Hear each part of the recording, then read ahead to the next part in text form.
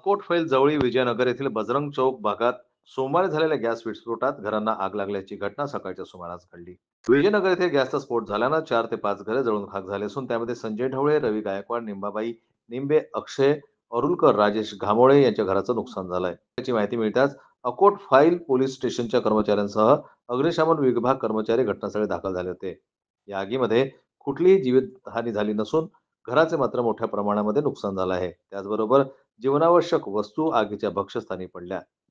अकोट फैल जवळील विजयनगर येथील बजरंग चौक भागात झालेल्या गॅस विस्फोटात घरांना आग लागल्याची माहिती मिळताच भारतीय जनता पक्ष प्रदेश सरचिटणीस आमदार रणधीर भाऊ सावरकर, भाजपचे नेते विजय अग्रवाल यांनी घटनास्थळाची पाहणी करून भाजपतर्फे नुकसानग्रस्त परिवाराला प्रत्येकी 10,000 रुपयांची मदत केली.